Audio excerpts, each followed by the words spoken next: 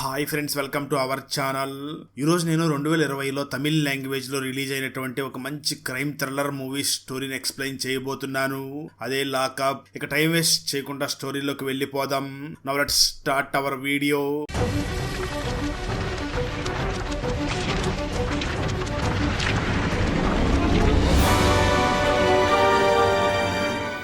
Open చేస్తే movie starting లో assistant commissioner అయినటువంటి ఒక లేడీ పోలీస్ ఆఫీసర్ కి కమిషనర్ ఫోన్ చేసి, ఒక స్టేషన్ లో వర్క్ చేస్తున్నటువంటి ఇన్స్పెక్టర్ సంపత్ అనే ఒక వ్యక్తి చనిపోయాడు, ఆ కేసుని మీరే విచారించాలి అని ఆ అసిస్టెంట్ కమిషనర్ కి కమిషనర్ ఫోన్ చేసి చెప్తూ ఉంటాడు. ఈ అసిస్టెంట్ పోలీస్ కమిషనర్ పేరు వచ్చి వరలక్ష్మి అయి ఉంటుంది. ఎక్కడైతే ఇన్స్పెక్టర్ సంపత్ చనిపోయాడో అదే స్టేషన్ లో వసంత్ అనే ఒక ఏఎస్ఐ కూడా వర్క్ చేస్తూ ఉంటాడు. తనే ఈ మూవీలో హీరో అని చెప్పుకోవచ్చు. ఆ వసంత్ మీనా అనే ఒక అమ్మాయిని ప్రేమిస్తూ ఉండడంతో ఆ మీనా ఫాదర్ కి చాలా ఆస్తి ఉంటుంది.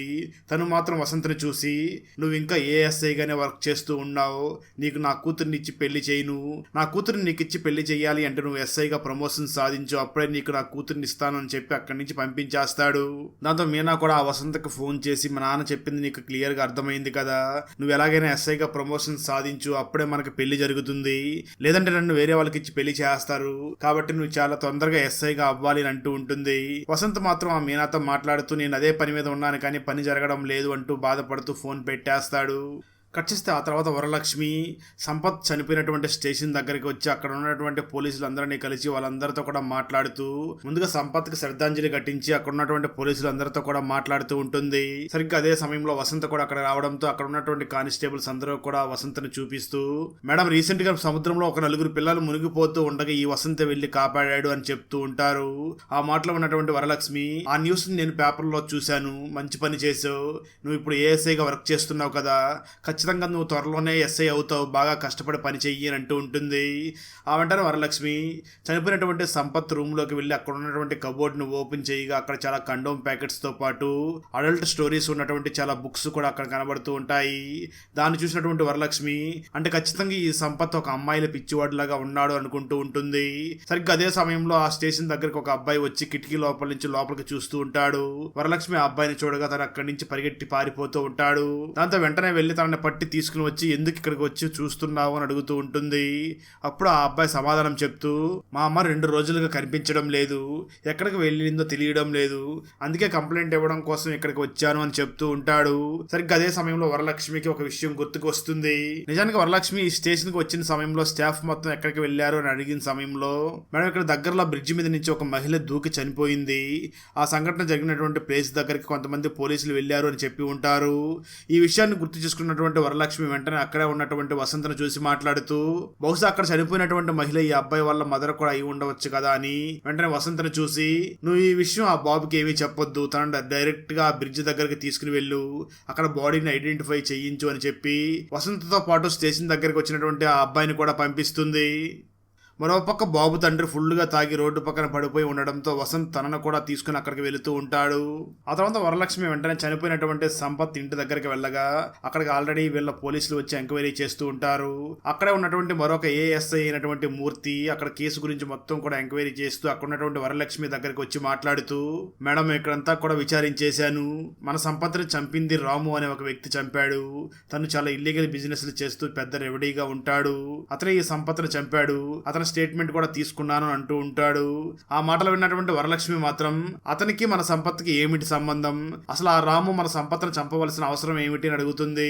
దానికి ఏఎస్ఐ అయినటువంటి మూర్తి సమాధానం చెప్తూ, ఈ రాము చాలా ఇల్లీగల్ బిజినెస్ లో చేస్తూ ఉంటాడు, కాబట్టి సంపత్ ఎప్పుడూ కూడా తన దగ్గరికి వెళ్లి మామూలు తీసుకుంటూ ఉంటాడు, ఆ మామూలు విషయంలోనే ఇద్దరికి కూడా గొడవ జరిగింది, నిన్న రాత్రి ఇద్దరు కూడా బార్ లో మందు తాగే సమయంలో సంపత్ రాము వాళ్ళ వైఫ్ గురించి చాలా అసభ్యంగా మాట్లాడాడు, అందుకే రాము తనను చంపేసినట్లుగా మన స్టేట్మెంట్ లో చెప్పాడు అని అంటూ ఉంటాడు. తర్వాత వరలక్ష్మి వెంటనే డైరెక్ట్ గా రాము దగ్గరికి వెళ్లి, ఎందుకు నువ్వు ఆ సంపత్తిని చంపావు అని అడుగుతుంది. రాము మాత్రం చాలా వెటకారంగా వరలక్ష్మిని చూసి మాట్లాడుతూ, నేను ఆల్రెడీ చెప్పేశాను, మళ్ళీ మళ్ళీ చెప్పను అని అంటూ ఉంటాడు.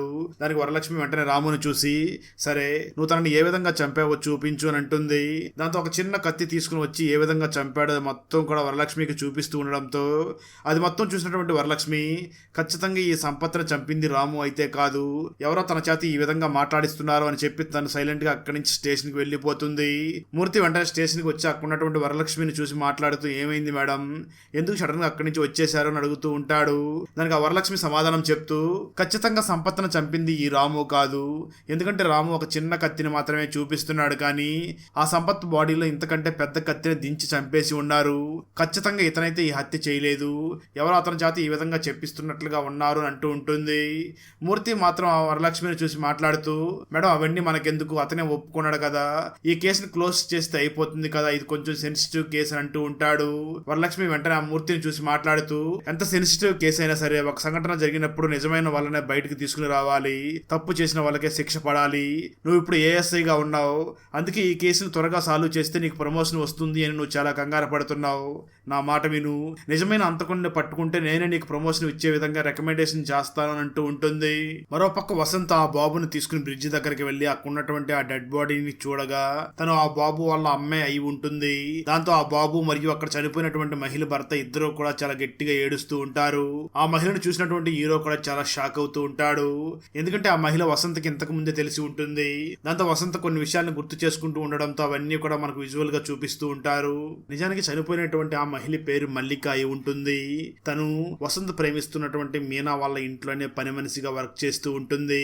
ఒకరోజు వసంత్ మీనా వాళ్ళ ఫాదర్ తో మాట్లాడడానికి వాళ్ళ ఇంటికి వెళ్లిన సమయంలో వాళ్ళ ఫాదర్ మాత్రం వసంత్ చూసి నా కూతుర్ని నీకు ఇచ్చి పెళ్లి చేయాలి అంటే నువ్వు ముందు ఎస్ఐగా ప్రమోషన్ పొందు, అప్పుడే నా కూతుర్ని నీకు ఇస్తాను అని చెప్పి పంపించి ఉంటాడు.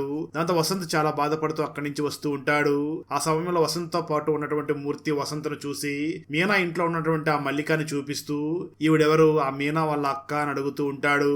దానికి ఆ వసంత్ సమాధానం చెప్తూ కాదు, తను మీనా వాళ్ళ ఇంట్లో పని మనిషి అని చెప్పడంతో ఆ మూర్తి చాలా కామెడీగా వసంత్ను చూసి పని మనిషి అయినా సరే చాలా అందంగా ఉంది అంటూ కామెడీ చేస్తూ ఉంటాడు. కట్ చేస్తే ఇక్కడ మనకు మల్లిక యొక్క ఫ్యామిలీ గురించి చూపించడం జరుగుతుంది. మల్లిక భర్త మాత్రం ఎప్పుడు తాగుతూ ఎటువంటి పని బాట చేయకుండా తిరుగుతూ ఉంటాడు, కానీ మల్లిక మామయ్య మాత్రం పోలీస్ డాగ్స్ కి ట్రైనింగ్ ఇస్తూ తను ఒక ట్రైనర్ గా పనిచేస్తూ ఉంటాడు. మల్లికకు ఒక కొడుకు మరియు ఒక కూతురు ఉంటారు. వీళ్ళిద్దరూ కూడా రన్నింగ్ రేస్ కాంపిటీషన్ లో చాలా ఫస్ట్ ప్లేస్ లో వస్తూ ఉంటారు. దాంతో వాళ్ళు ఎప్పుడూ కూడా వాళ్ళ అమ్మ దగ్గరికి వెళ్లి అమ్మ మాకు మంచి షూ తీసివ్వు అని అడుగుతూ ఉండడంతో మల్లిక మాత్రం తన పిల్లల్ని చూసి నా దగ్గర డబ్బులు లేవు, ఖచ్చితంగా ఉన్నప్పుడు మీకు తీసిస్తాను అని అంటూ ఉంటుంది. సరిగ్గా అదే సమయంలో ఏఎస్ఐ మూర్తి ఇంతకు ముందు చనిపోయినటువంటి సంపత్ దగ్గరకు వచ్చి మాట్లాడుతూ ఉంటాడు. సార్ మీకోసం నేను చాలా పనులు చేస్తున్నాను కదా, మీకోసం అమ్మాయిని కూడా తీసుకుని వచ్చి మీ గదిలో విడిచిపెట్టి వెళుతున్నాను కదా, తొందరగా నాకు ప్రమోషన్ వచ్చే విధంగా చెయ్యండి సార్ అని అడుగుతూ ఉంటాడు. దానికి ఆ సంపత్ చాలా కోపంగా మాట్లాడుతూ నువ్వేదో అందమైన అమ్మాయిని తీసుకువచ్చినట్లుగా మాట్లాడుతున్నావు కదా, ఏదో రోడ్డు సైడ్ నిలబడి ఉన్నటువంటి వేసిల్ని మాత్రమే కదా నా దగ్గరికి తీసుకుని వస్తున్నావు, సరే నీకు నేను ప్రమోషన్ వచ్చేలాగా చేస్తాను, ఒక అందమైన అమ్మాయిని తీసుకురా అని చెప్పి పంపిస్తూ ఉంటాడు. ఆ సమయంలోనే సంపత్ మూర్తిని చూసి నీకంటే వసంత్ చాలా సిన్సియర్ గా వర్క్ చేస్తున్నాడు, నీకన్నా ముందు తనే ఎస్ఐ అయ్యే అవకాశం కూడా ఉంది, కాబట్టి చాలా జాగ్రత్తగా వర్క్ చెయ్యి అని చెప్పి పంపిస్తాడు. ఇక్కడ మనకు సంపత్ను హత్య చేశాను అని చెప్పినటువంటి రౌడీ ఉన్నాడు కదా రాము, తన గురించి చూపించడం జరుగుతుంది. తను చాలా ఇల్లీగల్ బిజినెస్ చేస్తూ ఉండగా సంపత్ అక్కడికి వెళ్లి అడ్డుకుంటూ ఉంటాడు. దాంతో ఆ రౌడీ రాము కూడా చాలా సార్లు కొంతమంది అమ్మాయిల్ని ఆ సంపత్ దగ్గరికి పంపించి ఉంటాడు.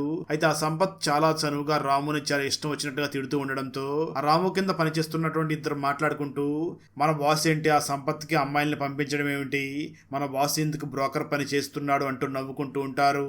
ఇది మొత్తం ఉన్నటువంటి ఆ రాము బ్రదర్ అయినటువంటి జీవన్ చాలా కోపంగా అక్కడికి వెళ్లి నా అన్నయ్య గురించి తప్పుగా మాట్లాడతారా అంటూ తన మనుషుల్ని ఇద్దరిని కూడా అక్కడికక్కడ చంపేస్తాడు.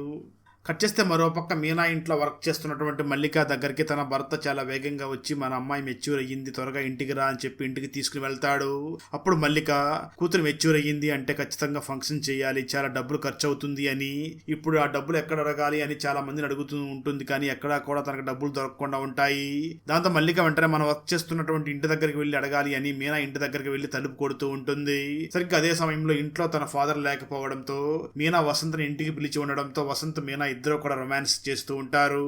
సరిగ్గా అదే సమయంలో మల్లిక అక్కడికి వచ్చి డోరు కొడుతూ ఉండడంతో మీనా వెంటనే వసంతని నువ్వు వెళ్లి దాక్కు, ఎవరు వచ్చారో నేను చూసి వస్తాను అని తను వెంటనే వెళ్లి డోర్ ఓపెన్ చేస్తుంది. అక్కడ మల్లిక ఉండడం చూసినటువంటి మీనా ఏమైంది అక్క ఈ టైంలో వచ్చాము ఏమిటి అని అడుగుతూ ఉంటుంది. మల్లిక వెంటనే మీనాను చూసి మాట్లాడుతూ మా అమ్మాయి మెచ్యూర్ అయ్యింది, చిన్న ఫంక్షన్ చేయాలి కాబట్టి నాకు కొంచెం డబ్బులు కావాలి అని అడుగుతూ ఉంటుంది. దానికి మీనా వెంటనే మల్లికాని చూసి మాట్లాడుతూ అక్క నువ్వు ఇప్పటికే నా దగ్గర నుంచి చాలా డబ్బులు తీసుకుని ఉన్నావు, ఇంతవరకు తిరిగి ఇవ్వలేదు, సరే అయితే నా దగ్గర కొంత డబ్బులు ఉన్నాయి, అవి తీసుకుని వస్తాను అని చెప్పి ఇంటి లోపలికి వెళ్తుంది. ఆ సమయంలో మల్లిక ఈ అమ్మాయి ఇస్తే ఖచ్చితంగా ఎప్పట్లాగానే 3,000 ఇస్తుంది, ఆ 3,000తో మనం ఏమి ఫంక్షన్ చేయలేం కదా, ఏదో ఒకటి చెయ్యాలి అని ఆలోచిస్తూ ఉంటుంది. అయితే ఇక్కడ తను ఏం చేసింది అన్నది మాత్రం మనకు చూపించరు. ఇదంతా కూడా ఏఎస్ అయినటువంటి వసంత్ గుర్తు చేసుకుంటూ ఉంటాడు. మరోపక్క స్టేషన్ లో ఉన్నటువంటి వరలక్ష్మి మాత్రం దాని గురించి ఆలోచిస్తూ సంపత్ను నేనే చంపాను అని రాము ఎందుకు ఒప్పుకున్నాడు, దీని ద్వారానే కేసును క్లోజ్ చేయాలి అని ఏఎస్ఐ మూర్తి ఎందుకు ఆలోచిస్తున్నాడు అని ఆలోచిస్తూ ఉంటుంది. సరిగ్గా అదే సమయంలో వసంత్ అక్కడికి రావడంతో వరలక్ష్మి వెంటనే వసంత్ను చూసి ఏమైంది అని అడుగుతుంది. దానికి ఆ వసంత్ సమాధానం చెప్తూ మన స్టేషన్ దగ్గరికి వచ్చినటువంటి ఆ అబ్బాయి వాళ్ళ అమ్మాయి అక్కడ చనిపోయింది, డెడ్ బాడీని వాళ్ళ ఫ్యామిలీ మెంబర్స్కి అప్పచెప్పి వచ్చేసాను, తను ఎందుకు చనిపోయిందో మాత్రం నాకు తెలియదు అని చెప్తూ ఉంటాడు. వరలక్ష్మి వెంటనే వసంత్ను చూసి స్టేషన్లో చనిపోయినటువంటి ఇన్స్పెక్టర్ సంపత్కి అక్కడ చనిపోయినటువంటి ఆ మహిళకి మధ్య ఏమైనా సంబంధం ఉండి ఉంటుందా అని అడుగుతుంది. ఆ మాటలు విన్న వసంత్ వెంటనే వరలక్ష్మిని చూసి అలా జరగడానికి అవకాశమే లేదు మేడం అని చెప్పి అక్కడి నుంచి వెళ్ళిపోతాడు. ఆ తర్వాత వరలక్ష్మి వెంటనే నేనే ఈ హత్య చేశాను అని చెప్తున్నటువంటి రాముని స్టేషన్లో వేసి చాలా తీవ్రంగా కొడుతూ నిజం చెప్పు, ఎవరు నీ చేత ఈ విధంగా చేయిస్తున్నారో చెప్పు అని అంటూ ఉంటుంది. అయినప్పటికీ ఆ రాము మాత్రం ఏమీ సమాధానం చెప్పకుండా దెబ్బలు తింటూ ఉంటాడు. అదే సమయంలో ఏఎస్ అయినటువంటి మూర్తి అక్కడికి వచ్చి వరలక్ష్మిని చూసి ఎందుకు మేడం అతను అంత తీవ్రంగా కొడుతున్నారు, అతని ఈ లాకప్ లో చనిపోతే మనకే చాలా ప్రాబ్లం అవుతుంది అని అంటూ ఉంటాడు. దాంతో వరలక్ష్మి వెంటనే ఆ మూర్తిని చూసి అయితే ఒక పని చెయ్యి, నువ్వే ఇతను హాస్పిటల్కి తీసుకుని వెళ్ళి తనకు ట్రీట్మెంట్ చేయించు అని చెప్పి పంపిస్తుంది. దాంతో మూర్తి వెంటనే రాముని హాస్పిటల్కి తీసుకుని వెళ్లి ట్రీట్మెంట్ చేయిస్తూ ఉంటాడు. సరిగ్గా అదే సమయంలో రాము మూర్తి దగ్గర ఉన్నటువంటి ఒక కత్తి తీసుకుని మూర్తి మెడ మీద పెట్టి ఎవరైనా దగ్గరకు వస్తే ఇతన్ని చంపేస్తాను అంటూ ఉంటాడు. సరిగ్గా అదే సమయంలో వసంత్ కూడా అక్కడికి వెళ్లి ఉండడంతో మూర్తి వెంటనే వసంత్ను చూసి సైకిల్ చేస్తూ నువ్వు వెంటనే వెళ్లి కారులో నా గన్ను ఉంది, దాన్ని తీసుకువచ్చి ఈ రాము పక్కనే ఉన్నటువంటి టబ్బును షూట్ చేయి, తను భయపడతాడు, ఆ సమయంలో నేను తన పక్కకు తోసి తనని నా కంట్రోల్లోకి తీసుకుంటాను అంటూ ఉంటాడు. ఆ సైకిల్ అర్థం చేసుకున్నటువంటి వసంత్ వెంటనే కారు దగ్గరికి వెళ్లి అక్కడ ఉన్నటువంటి మూర్తి గన్ను తీసుకుని వచ్చి మూర్తి చెప్పినట్లుగానే రాము పక్కన ఉన్నటువంటి టబ్బుని చాలా సేఫ్ గా షూట్ చేస్తాడు. కానీ పొరపాటున ఆ గన్ మిస్ ఫైర్ అయ్యి అక్కడే ఉన్న రాముకు తగిలి రాము అక్కడికక్కడే చనిపోతాడు. కట్ చేస్తే మరో పక్క స్టేషన్ దగ్గరికి ఒక కుక్క ఒక పార్సిల్ ని తీసుకువచ్చి అక్కడ పెట్టి వెళ్లిపోతుంది. దాని మీద మల్లిక అనే పేరు ఉంటుంది. అదే విధంగా ఇన్స్పెక్టర్ సంపత్ చావుకి కారణమైన ఎవిడెన్స్ అని చెప్పి అక్కడ రాసి ఉంటుంది. దాంతో వెంటనే ఆ పార్సిల్ ని ఓపెన్ చేసి చూడగా అందులో చాలా పెద్ద కత్తి ఉండడంతో దాన్ని చూసినటువంటి వరలక్ష్మి ఖచ్చితంగా ఈ కత్తితోనే సంపత్ని చంపినట్లుగా ఉన్నారు అని వరలక్ష్మి ఆలోచిస్తూ ఉంటుంది. దాంతో ఆ కత్తి మీద కొన్ని రక్తం మరకలు అంటి ఉండడంతో దాన్ని వెంటనే ల్యాబ్కి పంపించి ఆ రక్తం మరకలు ఎవరో చెక్ చెయ్యండి అని చెప్పి పంపిస్తుంది. ఇది మొత్తం గమనించినటువంటి స్టేషన్ లో ఉన్న ఒక కానిస్టేబుల్ వెంటనే ఏఎస్ఐ అయినటువంటి మూర్తికి ఫోన్ చేసి జరిగిందంతా కూడా చెప్పడంతో మూర్తి సరే నేను మొత్తం చూసుకుంటాను అని చెప్పి ఫోన్ పెట్టేస్తూ ఉంటాడు. ఆ తర్వాత వరలక్ష్మి దగ్గరికి మూర్తి మరియు ఏఎస్ఐ అయినటువంటి మన వసంత్ కూడా వచ్చి హాస్పిటల్లో జరిగిందంతా కూడా చెప్తూ ఉంటారు.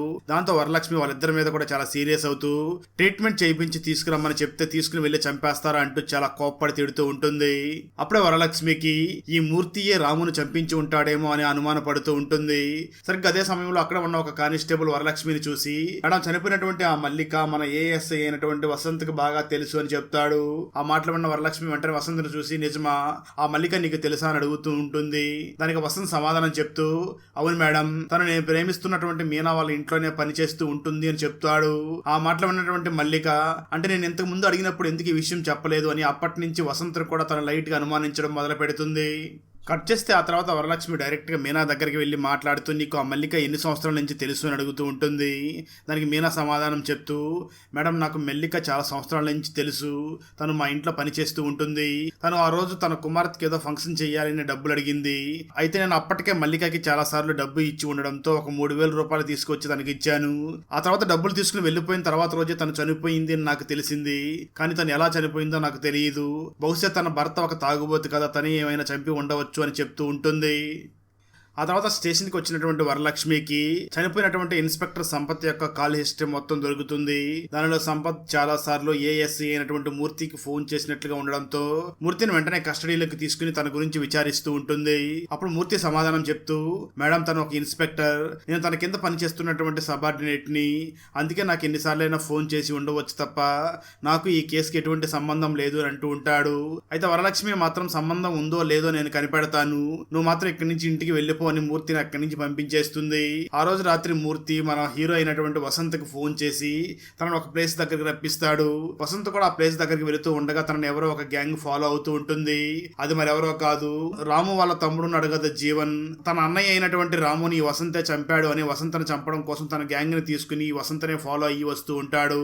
వసంత డైరెక్ట్ గా మూర్తి దగ్గరికి వచ్చి మాట్లాడగా మూర్తి వెంటనే వసంతను చూసి నిజం చెప్పు, అసలు నువ్వు నా దగ్గర ఏమీ దాయకుండా నిజమంతా కూడా చెప్పు అని అడుగుతూ ఉంటాడు.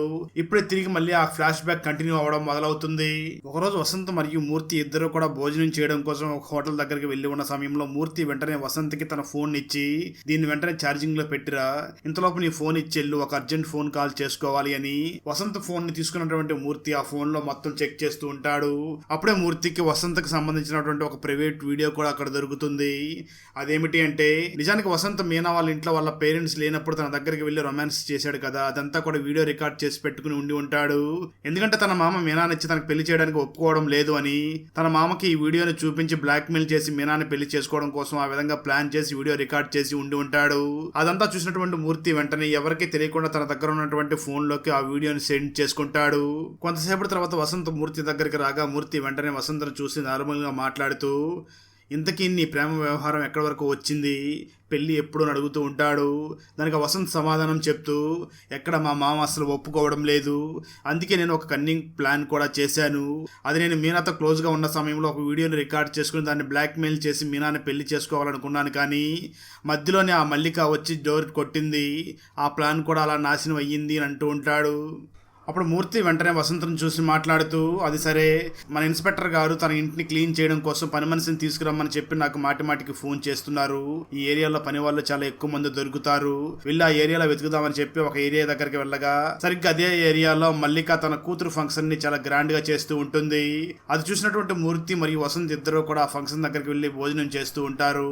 అప్పుడే మూర్తి వసంతను చూసి నాకేం ఫుడ్ పెద్దగా నచ్చలేదు, నువ్వు భోజనం చేసిరా ఇప్పుడే వస్తాను అని చెప్పి తన పక్కకి వెళ్లి అక్కడే ఉన్నటువంటి మల్లికని కలిసి నువ్వు ఈ ఫంక్షన్ ఇంత గ్రాండ్ గా ఎలా చేస్తున్నావో నాకు బాగా తెలుసు అని చెప్తాడు.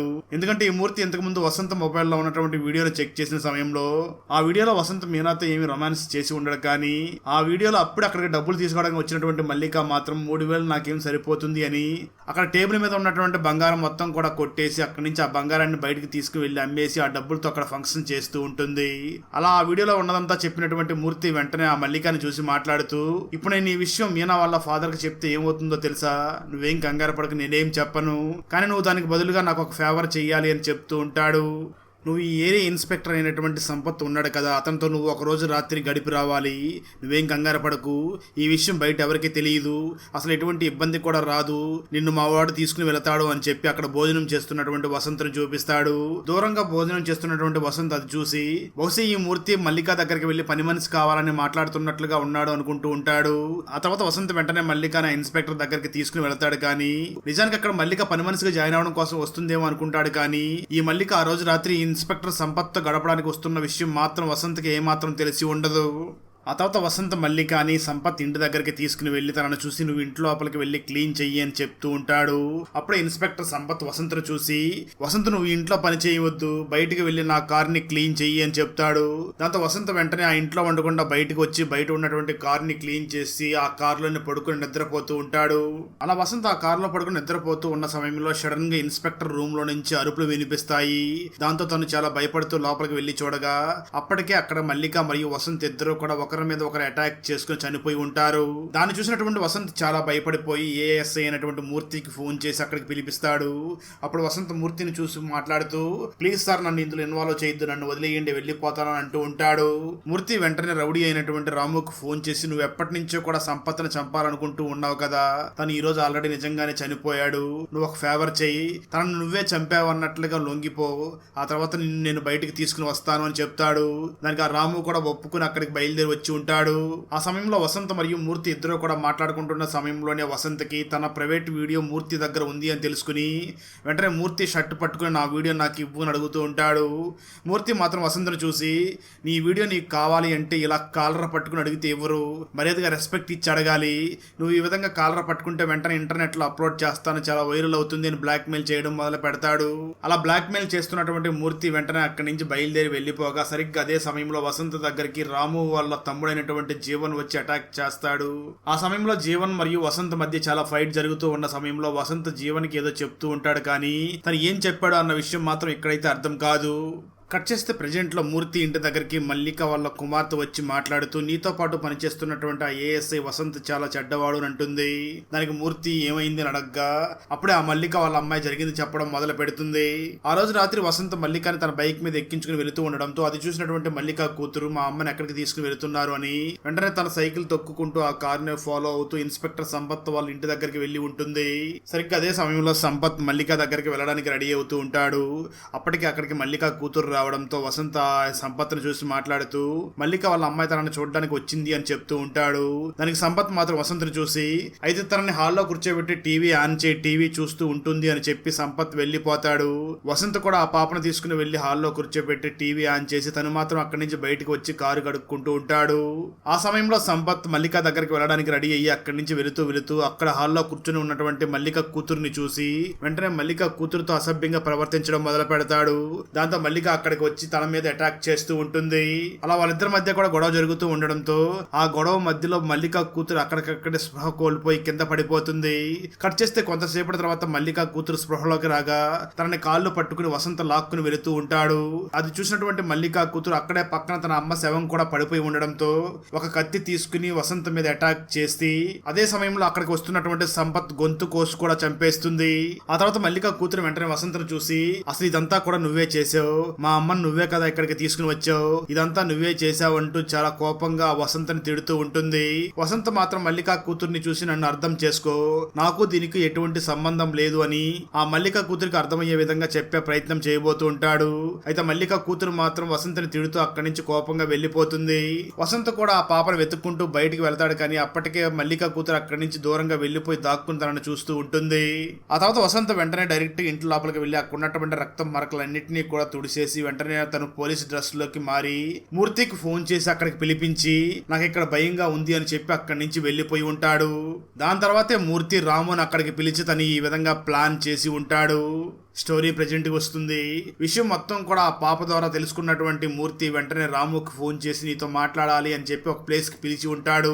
కట్ చేస్తే మరో పక్క వరలక్ష్మి ఎక్స్ప్రెస్ దగ్గరికి వెళ్లి మాట్లాడుతూ నాకెందుకు ఈ కేసులో మూర్తి ఇన్వాల్వ్ అయినట్లుగా అనిపిస్తుంది సార్, ఒక కత్తి దొరికింది, ఆ కత్తి మీద రక్తం మరకలు ఉన్నాయి, ఆ రక్తం మరకలు మూర్తి డిఎన్ఏతో మ్యాచ్ అయ్యేలాగా ఉన్నాయి అని అంటూ ఉంటుంది. సరిగ్గా అదే సమయంలో మరో పక్క మూర్తి వసంతకు ఫోన్ చేసి ఒక బార్ లోకి పిలిచి ఇద్దరు కూడా మాట్లాడుకుంటూ ఉంటారు. అప్పుడు మూర్తి వసంతను చూసి మాట్లాడుతూ సంపత్ వాళ్ళ ఇంటి దగ్గరికి ఆ అమ్మాయి వచ్చిన విషయం నా దగ్గర ఎందుకు చెప్పకుండా దాచిపెట్టావు అని అడుగుతూ ఉంటాడు. దానికి వసంత్ సమాధానం చెప్తూ నువ్వు మాత్రం నా దగ్గర అన్ని చెప్పావా, నువ్వు కూడా దాచిపెట్టావు కదా, నువ్వు నీ ప్రమోషన్ కోసం ఎంత దిగజారేవో నాకు బాగా తెలుసు అని తిడుతూ ఉంటాడు. ఇక్కడ ఒక ట్విస్ట్ కూడా రివీల్ అవుతుంది. నిజానికి మూర్తి రాముని హాస్పిటల్ కి ట్రీట్మెంట్ చేయించడం కోసం తీసుకుని వెళ్లిన సమయంలో రాముకి తనే ఐడియా ఇచ్చి కత్తి నా పేక మీద పెట్టి అందరిని భయపెట్టి ఇక్కడి నుంచి తప్పించుకుని వెళ్లిపో అని చెప్పి సలహా ఇచ్చి ఉంటాడు. అయితే రాము ఆ విధంగానే చేస్తున్న సమయంలో తను కావాలని అక్కడే ఉన్నటువంటి వసంతకు సైగి చేసి నువ్వు పక్కనే ఉన్నటువంటి డ్రమ్ముని షూట్ చెయ్యి అని చెప్పి ఉంటాడు.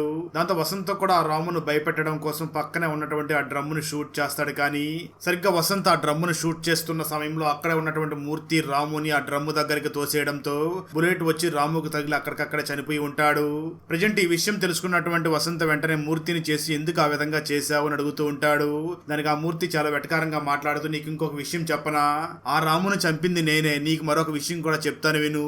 నిజానికి సంపత్ రూమ్ లో ఆ రోజు మల్లిక చనిపోలేదు, తనని నేను బ్రిడ్జ్ దగ్గరకు తీసుకుని వెళ్లిన సమయంలో తన ప్రాణాలతోనే ఉంది, ఎక్కడ తన ప్రాణాలతో బ్రతికుంటే విషయం అంతా కూడా బయటకు వస్తుందేమో అని నేనే తనను చంపేసి అక్కడ ఉన్నటువంటి నదిలో వేసేశాను అని చెప్పి వెటకారంగా నవ్వుతూ ఉంటాడు.